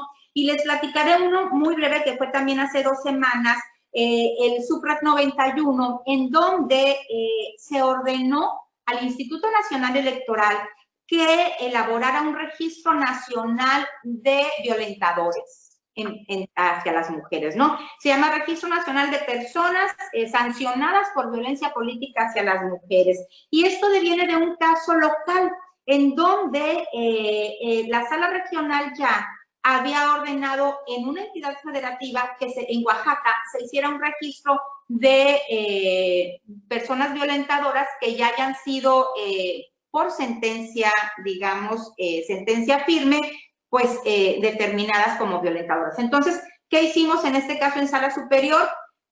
Lo ordenamos que se hiciera a nivel nacional. Y en este caso, por ejemplo, había quien decía, oigan, pero no es posible que vamos a exhibir a todas las personas. Es muy grave lo que se va a hacer para exhibir a quien haya sido sancionado por violencia política. Pero es que no podemos estar del lado de los violentadores. Tenemos que estar del lado de las víctimas, lo he dicho en otros lados. Entonces, bueno, ¿quiénes van a estar ahí? Solamente las personas que hayan sido ya sancionadas mediante sentencia firme, como que ejercieron violencia política hacia las mujeres, ¿sí? Entonces, bueno, este es un caso, me parece estratégico, que viene de una localidad y viene a tener un impacto ya nacional, que creo que es una sentencia transformadora, ¿sí? ¿Por qué? Porque no solo creo que puede inhibir la violencia hacia las mujeres, porque el prestigio político, vienen las campañas, el proceso electoral empieza en el mes de septiembre y son más de 21,000 cargos que se van a elegir en México.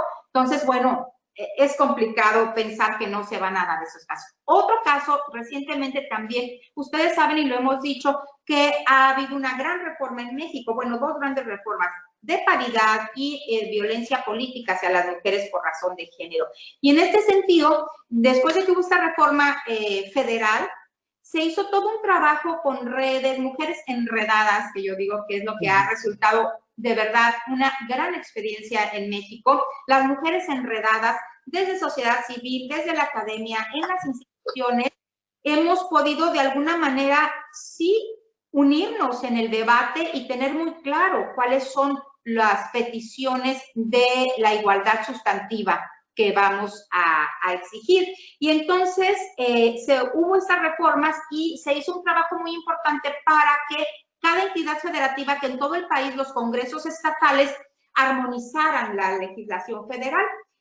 Lo hicieron algunos, otros lo hicieron a medias, otros no lo hicieron, en fin. Llegó un caso de una entidad federativa en donde decretamos que hubo una absoluta falta para legislar, una omisión legislativa absoluta en paridad y en violencia política, y le ordenamos al Congreso de ese estado que a la brevedad legislara sobre paridad y violencia política. Sin embargo, como la Constitución establece un plazo para poder hacer reformas que sean válidas en el proceso electoral siguiente, aquí ya no daban los 90 días en los que se puede legislar para ser aplicables en el proceso. El proceso electoral de este estado empieza en octubre. Entonces, para garantizar que las mujeres fueran a este proceso electoral con la certeza de que sus derechos iban a ser atendidos, respetados y ejercer, por supuesto, el acceso a la justicia, ordenamos a todos los organismos, bueno, a ese organismo electoral de esa entidad federativa que hiciera lineamientos específicos dada la omisión legislativa que estaba recurriendo. O sea, le ordenamos al Congreso legislar, pero esa legislación no va a estar vigente para este proceso electoral, pero de alguna manera protegimos que sí las mujeres tuvieran esa protección a través de lineamientos que el organismo administrativo tendrá que hacer. Y dimos vista a todos los organismos electorales del país y a todas las legislaciones también de todo el país y todos los tribunales electorales para que tengan este criterio como un criterio orientador. O sea, ya se sabe que el tribunal va a resolver de esa manera cuando se presenten estos casos, ¿no? Y brevemente les diría otro caso que también, que es este de la reversión de la carga de la prueba, en donde el asunto era de una mujer indígena que ella decía que había sido violentada, excluida para participar en un proceso electivo en su comunidad náhuatl, y las autoridades y quienes estuvieron involucrados decían que no, y a ella no se le dio credibilidad a su dicho porque no aportó pruebas. En este proceso es en donde en este caso se determinó que la carga tiene que estar en la persona señalada, con las autoridades señaladas de que habían excluido a la mujer para participar, ¿sí? Y otro asunto, por ejemplo, donde tenemos medidas de protección. Nosotros hemos avanzado mucho en otorgar medidas cautelares, medidas de protección y medidas de reparación del daño. Y un criterio también importante que está en el RED 102 del 2020, todos estos han sido prácticamente durante la pandemia, si así les pudiéramos acotarlo a una temporalidad. Durante la pandemia hemos tenido, yo creo que unos 6 casos trascendentes, estratégicos, para el ejercicio pleno de los derechos de las mujeres, el acceso a la justicia en temas político-electorales. Y otro tiene que ver, les decía, con el 102 de este año, con medidas de protección, en donde determinamos que las medidas de protección, es un caso que llega a la sala superior, y nosotros decimos, es que no somos la instancia que lo debe de resolver, entonces váyase a la instancia correspondiente. Pero si lo regresamos, así como este juego de serpientes y escaleras, o sea, te bajas hasta el inicio, entonces ella pedía medidas de protección. Entonces, si nosotros lo regresamos hasta la instancia local, pero sin otorgar las medidas de protección permanente, pues van a empezar apenas a analizar si le dan o no medidas de protección, y en ese inter la pueden matar, porque el tema era amenazas de muerte, ¿no? Entonces, bueno, ¿qué determinamos? Que las medidas de protección se van a otorgar durante toda la cadena impugnativa. Y si llegan a nosotros, por ejemplo, a la sala superior y no somos la instancia adecuada para resolver en ese momento, otorgamos las medidas de protección y se va a la instancia y empieza su cadena impugnativa, pero las medidas tienen que permanecer durante todo el proceso impugnativo. Y bueno, quisiera por el momento dejarles ahí estos criterios recientes que hemos resuelto en el Tribunal Electoral, y bueno, pues para seguir abordando, me parece que es muy importante lo que decía Arsenio también, en el sentido de que no es que busquemos un método científico para determinar si la prueba o todo el dicho en el expediente nos va a dar la verdad jurídica. Lo que sí es importante es que tengamos una metodología de análisis del caso con perspectiva de género, en donde, como dice el protocolo para juzgar con perspectiva de género de la Suprema Corte de Justicia de la Nación, tenemos que identificar las categorías sospechosas, ¿no? Es mujer, es niña, es indígena, es trans, está en condiciones de precariedad económica, tiene alguna otra vulnerabilidad. Ah, sí. Entonces, yo siempre les digo, cierras el expediente y lo vuelves a abrir poniéndote los lentes de género, ¿sí? Los lentes, y entonces empiezas a ver el expediente y analizarlo con una metodología de análisis que tenga que ver con la perspectiva de género. Estos hechos, ¿cuál es el impacto? ¿Cuál es el entorno en el que se dieron? ¿No? El entorno político, el entorno cultural, en fin. Todo esto es esta categoría de análisis de la perspectiva de género, lo que nos va a permitir poder tener sentencias que vayan con esta visión restauradora de la igualdad sustantiva a la que todas y todos tenemos el derecho. Muchísimas gracias, magistradas. Bueno, les cuento que ha sido muy rico, tenemos poco tiempo y tenemos varias preguntas del público, entonces yo voy a redondear algunas preguntas para que sea la tercera pregunta de cada uno, un poco recogiendo también las preguntas del público. Y voy a empezar con Arsenio.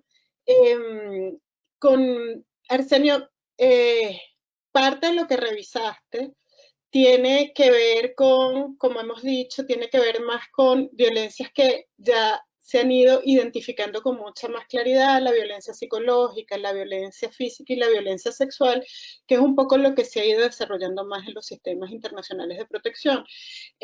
La pregunta va dirigida hacia cómo trabajarías o cuáles son las recomendaciones a partir de lo que encontraste en esta investigación muy amplia de todas las decisiones de temas de género que hay en los sistemas para construir puentes hacia el litigio estratégico de los casos de violencia política. Esa sería como la primera pregunta para Arsenio. La segunda, voy a hacer las tres preguntas que quisiera hacerle a todos y todas, bueno, Arsenio y ustedes, tiene que ver con el papel de, y esta también se la dirijo un poco más a la magistrada, el papel que juegan los medios de comunicación y las redes sociales en la violencia contra las mujeres en la política y cómo abordar eso. Y entonces ahí también Arsenio convino con esa complejidad entre libertad de expresión, ejercicio de la política o de las campañas políticas y cómo con lo que encontraste podrías como hacernos unas recomendaciones para trabajar en ese sentido y pelear esos derechos de las mujeres en las campañas que claramente se sienten afectadas a través del papel que juegan hoy en día pues los medios y las redes en el desprestigio de las mujeres. La otra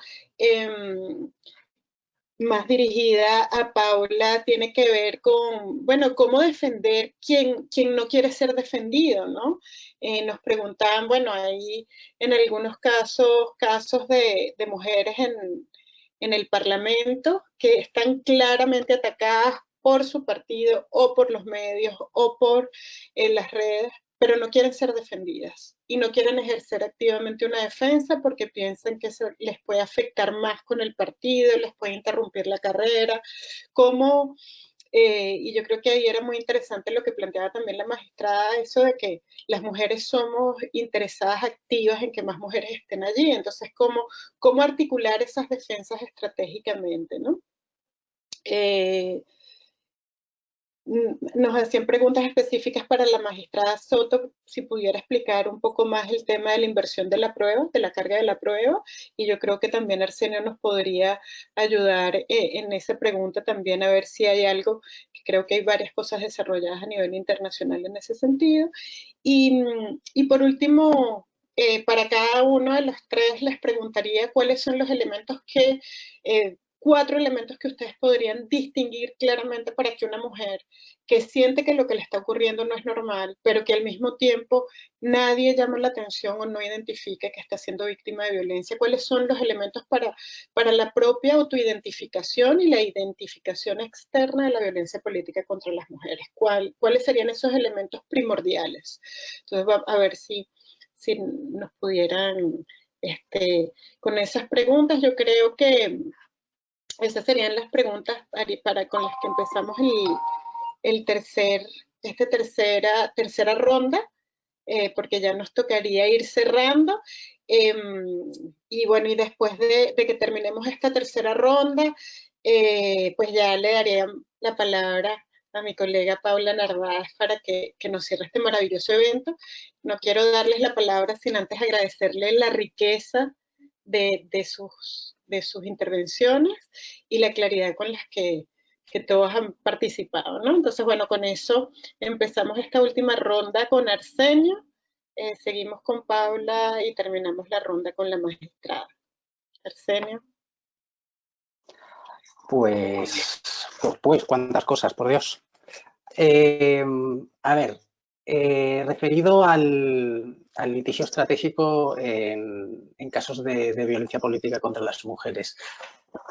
Bueno, ya se ha señalado, ¿no? Pero tenemos que partir de ahí, que no hay ninguna sentencia, resolución a nivel internacional en relación con este campo, ¿no? Lo que pudimos ver en el estudio fue que la Corte, en 2 sentencias denegatorias, Ríos y otros, y Perozo y otros contra Venezuela, ambas del 2009, consideraba que en el caso de 2 mujeres periodistas, pues que no había violencia por motivos de género, es decir, que la violencia que habían recibido había sido la misma que habían recibido sus compañeros hombres también periodistas, ¿no? Y ponía un estándar que era necesario explicar en qué sentido esta violencia está especialmente dirigida contra las mujeres y por qué las mujeres son un mayor blanco de ataque por su condición de mujeres, ¿no? Y consideraba pues, que en este caso no se habían cumplido. No tenemos mucho más a nivel internacional. Y claro, y esto debe hacer reflexionar sobre, yo creo que el punto esencial, ¿no? Y esto puede conectar también con la última pregunta, ¿no? Acerca de la autoidentificación, y es si estaremos identificando correctamente la violencia política. Sin duda es pues, un campo de estudio relativamente nuevo. Bueno, relativa no, muy nuevo, ¿no? Y esto puede dificultar esta primera identificación, pero también es cierto que es un campo efervescente y cada vez con mayor doctrina nacional, internacional, lo que facilita, lo que tiene que facilitar el acceso a su conocimiento e implementación. La ley modelo sobre esta cuestión, desarrollada por el MESECBI, las reformas en México, en El Salvador, en Argentina, pues son un buen ejemplo, ¿no? Y yo creo que algo muy importante a día de hoy es, bueno, muy importante no es fundamental, que todos los estándares ya recogidos internacionalmente en relación con la violencia contra las mujeres son plenamente aplicables al caso particular de la violencia política contra las mujeres. Ya lo señalabas tú, Luz Patricia, antes, pero es que es algo que hay que insistir, y esta es la importancia fundamental de esta herramienta, ¿no? Y de esta guía que se presenta. Es decir, insisto, tenemos las herramientas, o sea, no hay nada que nos impida aplicarlas para combatir los estereotipos y prejuicios de género en la vida política. Por ejemplo, uno que a mí me parece que está presente casi siempre, ¿no? El de la minimización de la violencia contra las mujeres. Esto es, la consideración de que las mujeres sufren violencia en política al igual que la sufren los hombres, solo por el hecho de estar en política y no por ser mujeres. Si recordáis bien, este era, cambiando algún esquema, pero el mismo argumento que se usó para impedir en origen la tipificación del feminicidio y femicidio, ¿no? Y de hecho asesinan a más hombres, ¿no? Bramaban, ¿no? Entonces, ¿por qué le habrían de conceder valor ahora, ¿no? Yo creo que para identificar, y conecto un poco con la última pregunta, ¿no? Con los 4 elementos otra vez, para identificar pues, este estereotipo nos podemos hacer varias preguntas, o sería conveniente que las mujeres se hicieran varias preguntas, entre otras. ¿Existe un impacto diferenciado de esa violencia en las mujeres? ¿Qué busca esta violencia? ¿Simplemente impedir que una mujer llegue a un puesto público? O además de eso, enviar un mensaje a la sociedad de que la política no es lugar para mujeres. ¿Es la violencia que sufren las mujeres en política exactamente igual a la que sufren los hombres? No, yo creo que estas 3 preguntas y más que se pueden hacer son esenciales para empezar a notar si existe este algo diferenciado o no, que generalmente va a existir. Si somos capaces de vislumbrar este impacto diferenciado de la estereotipia de género, ya estaremos identificando un delito con carácter discriminatorio, lo que abre las puertas a un posible litigio estratégico, ¿no? Herramientas, además, que nos pueden llevar a cuestionar incluso, se me ocurre ahora, si el marco establecido por la Corte en las sentencias Ríos y Perozo es pertinente a día de hoy. Al fin y al cabo, las 2 sentencias indicadas son anteriores a otras tan importantes como Campo Algodonero, Rosendo Cantú, Beliz Franco, Velázquez Paiz, Gutiérrez Hernández, que, por ejemplo, entre otros, establecen el estándar de que la cultura de violencia y discriminación basada en el género minimiza, elimina incluso la percepción de la violencia contra las mujeres como problema. ¿Respetan las sentencias Ríos y Perozo este estándar? Y otros. Pues la pregunta es legítima, ¿no? Y no menor, creo. Como ya he dicho, tenemos herramientas. ¿Por qué no aplicarlas? Pues, bueno, ¿por qué no aplicarlas? Las dificultades, los impedimentos son muchos, ¿no? Evidentemente. Pero el hecho, no estamos desnudos, no tenemos las manos desnudas, tenemos algo que ocupa esas manos, ¿no? Y tenemos entonces la posibilidad de poder aplicarlas. Y en este orden de cosas creo que este informe que se publica pues puede ser muy útil para comenzar a enfocar de manera estratégica desde el primer momento los casos de violencia política contra las mujeres. Y una última cosa, referido a la inversión de la carga de la prueba. Es súper interesante lo que se está haciendo en México. O sea, yo realmente estoy muy sorprendido. Si aquí en España se hablara de la inversión de la carga de la prueba, a más de uno, y digo en masculino intencional, dentro de la carrera judicial, le daría un espasmo, ¿no? O algo así. Me imagino que conocerán, habrán oído el caso este famoso conocido como de la manada, ¿no? Que fue un proceso muy polémico y con una sentencia que al final, dentro de lo que cabe y de lo que permitía una legislación como la nuestra, que es un poco pobre, bastante pobre, ¿no? Que considera, por ejemplo, la agresión sexual la basa en la violencia e intimidación y no en la ausencia de consentimiento. Como si reconocen, por ejemplo, los tribunales penales internacionales y la Corte Interamericana y el Tribunal Europeo de Derechos Humanos. Pues en la guía lo que se encontraba sobre todo de inversión de carga de la prueba, yo creo que hay 2 cosas. Una, no es tanto inversión de carga de la prueba, pero sí era la valoración reforzada del testimonio de las mujeres, no en el sentido de que hay que creerlas porque sí, sino en el sentido de que no hay que desmerecer su testimonio porque sí, que es lo que usualmente se había hecho y que es, como señalaba antes en la intervención anterior, la prueba es una prueba, la prueba de testificar, la declaración de las víctimas, es una prueba con el mismo valor que el resto de pruebas. No es una prueba menor y no necesita de corroboración ninguna, ¿no? Y respecto a la inversión de la carga de la prueba, era muy interesante ver cómo, por ejemplo, en los casos de discriminación, y cuando hablamos de violencia contra las mujeres, y si hablamos de violencia política contra las mujeres, esa violencia es discriminatoria, siempre. En los casos de discriminación, cuando una persona alega que ha sido discriminada, quien tiene la responsabilidad de demostrar que no ha discriminado es el Estado. Entonces sí se invierte la carga de la prueba, es decir, no es la persona, la mujer, que ha sido discriminada, que tiene que demostrar que ha sido discriminada. Debe alegarlo. Y en ese punto es el Estado el que tiene que demostrar, argumentar que lo que ha pasado no ha sido algo discriminatorio, ¿no? Yo creo que esos, respecto a las preguntas que me planteabas, podrían ser los puntos que ahora sí a bote pronto destacaría.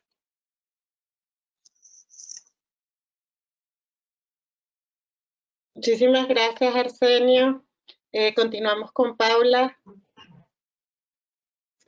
Bueno, yo quisiera, en principio, siento que no es posible que ninguna mujer quiera hacer valer sus derechos y sobre todo si está ostentando un cargo político. Lo que no encontramos las mujeres son los mecanismos de protección para hacer valer esos derechos. Creo que la deuda está ahí, tanto a nivel nacional como internacional, como reforzar esos mecanismos de protección, que si bien tenemos una convención, por ejemplo, o diversas convenciones que protegen los derechos humanos de las mujeres, la legislación a nivel nacional y los mecanismos se deben fortalecer para, en principio, poner al centro su voz y su verdad y generar esos mecanismos. Pero, por ejemplo, una mujer diputada en Guatemala, si quiere denunciar situaciones de violencia, además ejerciendo esa función en el Congreso de la República, también la hace vulnerable al no encontrar esos mecanismos internos administrativos, no solo penales, sino administrativos que la acompañen y fortalezcan su rol como diputada. En todo caso, la vulnera y la pone en una condición de mayor vulnerabilidad porque no existen a nivel interno esos mecanismos administrativos y penales que acompañen a las mujeres que ejercen un puesto político para denunciar hechos de violencia que están viviendo.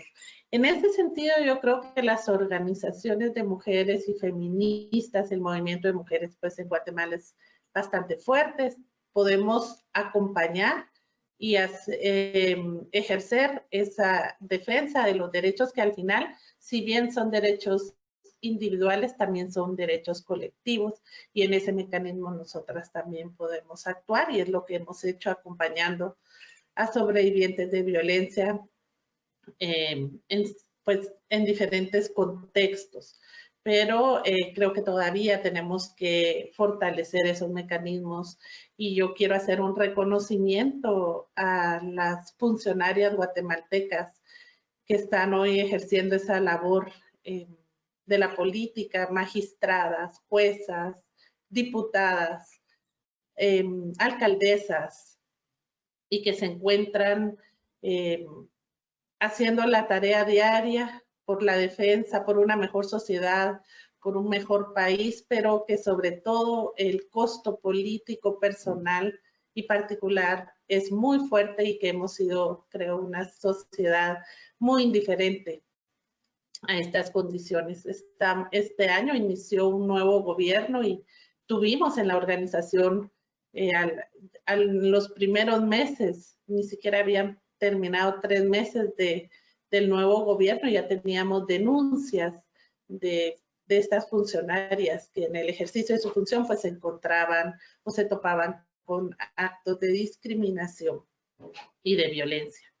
Yo creo que, bueno, para responder en cuanto a los 4 elementos primordiales, pues en principio es romper el silencio. Yo siempre invito a que las mujeres nos unamos y denunciemos estos aspectos.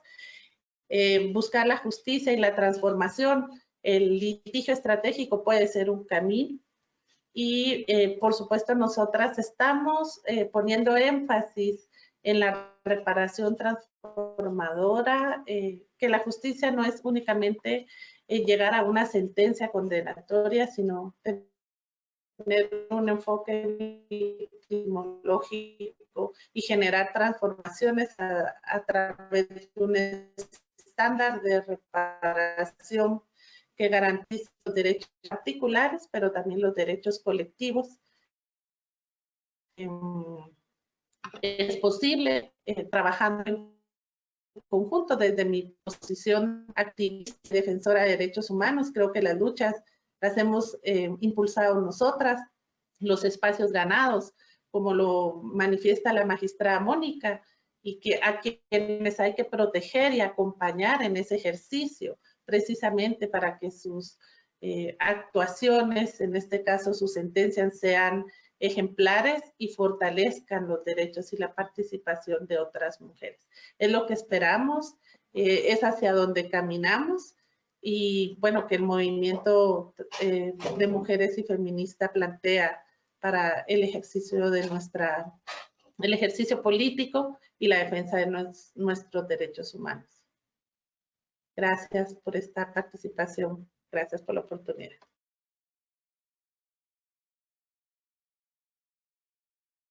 Muchísimas gracias, Paula. Le doy entonces la palabra a la magistrada. Magistrada, por favor.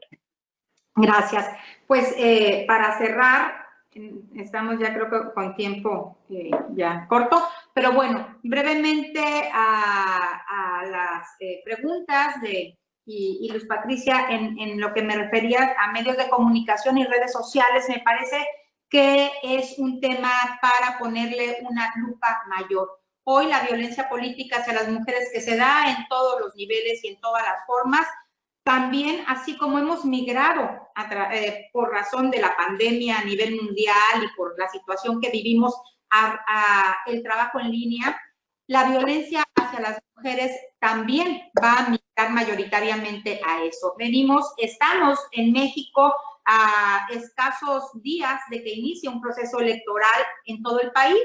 El 1 de septiembre inicia y las campañas electorales, todo el proceso va a estar fundado muchísimo, sustentado en redes sociales, en todos los pues, mecanismos de la tecnología. Y ahí es donde hemos visto y tenemos casos muy importantes también en donde las mujeres han sido violentadas con, de verdad, saña impresionante en medios de comunicación, en donde su reputación como personas, como mujeres, como madres, sus familiares son de verdad, pues de alguna manera intentado destruir. Entonces creo que ahí tenemos que poner mucho énfasis, sobre todo en las campañas de redes sociales y qué vamos a hacer también desde las instituciones, pero creo que aquí ayuda mucho un trabajo desde el activismo, desde la denuncia, los observatorios de mujeres locales, nacionales, internacionales, es estar ahí poniendo el ojo y denunciando y acompañando a las mujeres. Es muy importante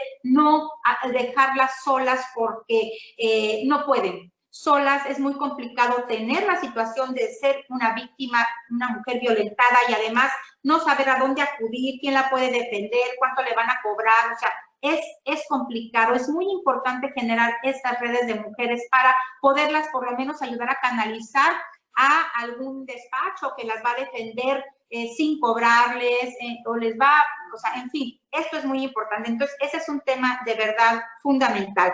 Y en lo que generó también otra pregunta que tenía que ver con esta, la reversión de la carga de la prueba, pues sí, es un tema muy impactante para nosotros mismos en el Tribunal Electoral, un tema de debate interno muy rico, muy profundo, muy jurídico y muy basado poniendo al derecho o en el derecho, más bien poniendo en el derecho como punto central los derechos humanos, ¿no? Entonces, ante este análisis del contexto que viven las mujeres, de la realidad, de en donde se desempeñan, pues es que se tomó esta importantísima decisión, polémica para muchos, natural para otros. Yo decía, teníamos que llegar a eso, es que no es posible que le sigamos exigiendo a las mujeres que ellas prueben en un expediente que fueron violadas, que fueron secuestradas, que fueron golpeadas, que fueron amenazadas, que a su familia también, porque impacta a sus familias y sus equipos de trabajo. Entonces, la regla general, el principio general del derecho es quien afirma está obligado a probar, eso lo sabemos. Y entonces aquí es regresar, revertirlo. ¿Y esto qué es?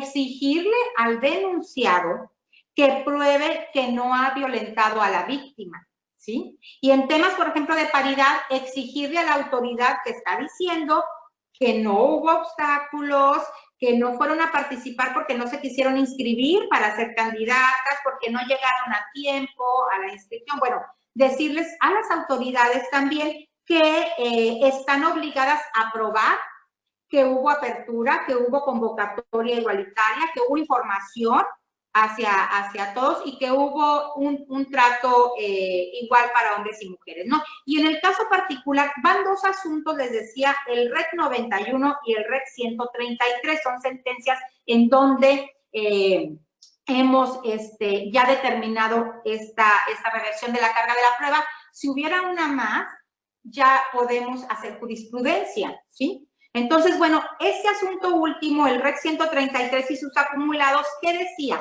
La sala regional del Tribunal Electoral que está en Jalapa y el Tribunal Estatal Electoral que está en Oaxaca, ellos determinaron que de los medios de prueba existentes que constan y obran en el expediente, en autos, como decimos, no se desprendía algún indicio de que se hubiera limitado a las mujeres para participar en esta elección del municipio de San Martín Tuxpan, Oaxaca, ¿sí? Entonces, que las mujeres, ahí había estado su derecho y no lo habían ejercido porque pues ellas no habían querido o porque no se sabía por qué, pero nunca hubo una obstaculación, ¿sí? Entonces, estas dos instancias determinaron confirmar la validez de la elección de concejales de este ayuntamiento.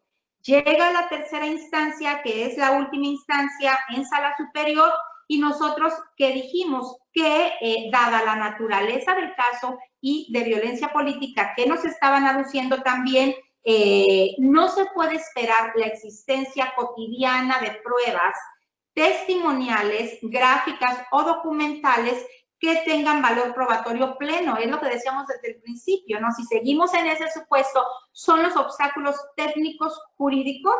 Sí, muy, muy técnicos, muy procesales, que no nos van a permitir avanzar.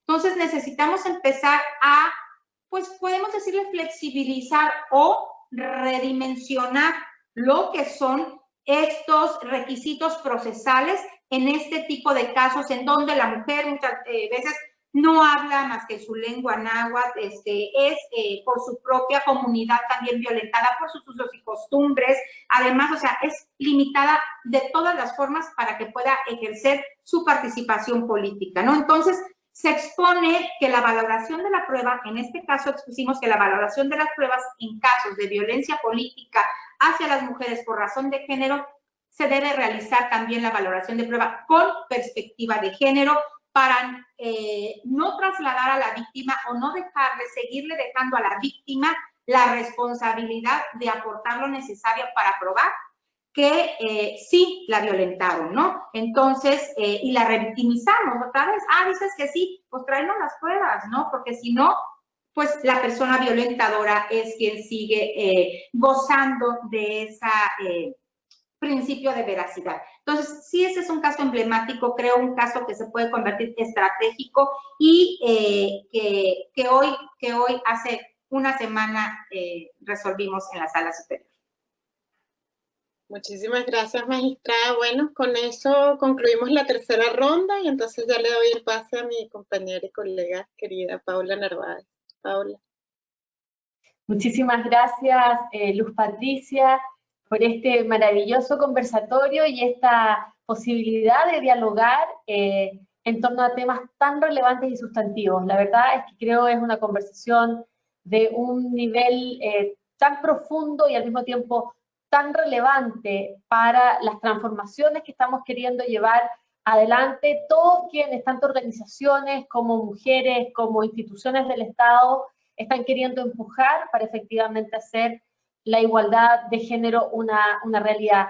Quiero recordarles a todos y todas que este es un esfuerzo conjunto de ONU Mujeres y la OEA SIM MESECDI por llevar adelante estas conversaciones para poder difundir los avances que hay en estas materias. ¿Por qué digo difundir los avances?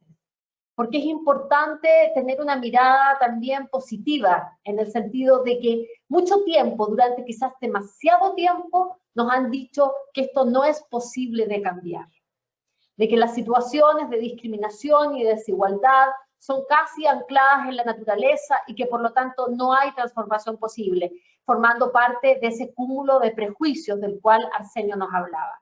Creo que con esto que se ha manifestado hoy día, con esta sistematización que se ha llevado adelante por parte de Arsenio, por lo que nos ha compartido la magistrada Soto desde México, por lo que nos ha compartido Paula Barrios desde Guatemala, estamos justamente mostrando que con trabajo, con dedicación, con voluntad política, es posible llevar adelante transformaciones que permitan acceder a un derecho tan fundamental como es la justicia, y a transformar justamente aquellas prácticas que siguen reproduciendo desigualdades y violencia. Creo que ha sido tremendamente iluminador este espacio de conversación. No quiero quitar más tiempo porque sé que ya estamos pasados en el tiempo que nos habíamos programado. Sin embargo, me parece fundamental ver esta conexión que se hizo de manera tan elocuente entre prejuicios de género y finalmente lo que las mujeres tienen que enfrentar en los sistemas de justicia. Uno podría pensar de que no existe esa conexión, de que efectivamente tenemos una justicia que no ve diferencias, y ese es justamente el problema, no ver esas diferencias, no ver las desigualdades producto del sistema patriarcal. Es posible juzgar con perspectiva de género, como lo ha mostrado aquí la magistrada y como lo han mostrado algunas de las sentencias de esta sistematización. Y el juzgar con perspectiva de género es una condición necesaria para la garantía de los derechos de las mujeres y de las niñas, y obviamente eso también es un paso necesario para la necesaria reparación que hacía alusión Paula. No podemos pensar solamente en que la asistencia es el acceso a la justicia, se requiere de medidas de carácter reparatorio con una legislación ya de una generación mucho más avanzada que también hemos sistematizado en conjunto con MESECVI, con la OEA, ONU Mujeres hace ya un tiempo cuando nos referíamos a el feminicidio y a la relevancia entonces de tener leyes de una generación que permitan también la reparación. Está todo conectado, el hecho de que las voces de las mujeres no tengan el mismo peso en la cultura y por lo tanto también en las instituciones, forma parte de la raíz del sistema patriarcal, y eso es justamente lo que hay que desmontar para deconstruir y poder instalar entonces un sistema distinto que con estos pasos se van llevando adelante. Vuelvo a agradecer de todo corazón la participación de estas destacadas y destacados expertos en estos temas. Los vamos a seguir invitando y quiero que sepan que esto es un ciclo de webinares. La próxima semana, el día 25 de agosto, tendremos también una conversación en torno a este tema. Nos volverá a acompañar nuestra querida colega Luz Patricia, y estará también Arsenio, por supuesto, y se sumarán a nosotras a esa conversación Rosa Celorio, ex abogada principal de la Comisión Interamericana de Derechos Humanos y decana asociada para estudios jurídicos internacionales y comparados de la Facultad de Derecho de la Universidad de George Washington. Estará también Natalia Gerardi, directora ejecutiva del equipo latinoamericano de justicia y género de Argentina. Así que para todas y todos interesados en estos temas, seguimos teniendo un ciclo de conversaciones, pero de conversaciones que reflejan un trabajo. No es conversación por el solo hecho del análisis, que es muy relevante, sino que lo importante es que estamos avanzando con distintas experiencias en poder ir modificando estas realidades. Recuerden que nos pueden seguir obviamente en las redes sociales, también compartir este conversatorio en sus redes sociales, compartir el documento de sistematización y utilizarlo como un instrumento y una herramienta de trabajo, para lo cual ONU Mujeres y la OEA, la CIM, MESECVI han puesto a su disposición. Sin más, nos despedimos de este conversatorio agradeciéndoles que nos hayan acompañado y esperando nos sigan acompañando en los próximos conversatorios que vienen. Muchas gracias. Muy buenos días, muy buenas tardes para todos, todas y todes. Gracias. Un abrazo. Un abrazo. Un abrazo para todas. Besos, Mónica. Gracias por la invitación. Un gusto. Adiós. Gracias. Has tenido encantado. Igualmente, un placer para Igualmente. Chao. Encantado. Chao, Luzpa. Chao. Chao.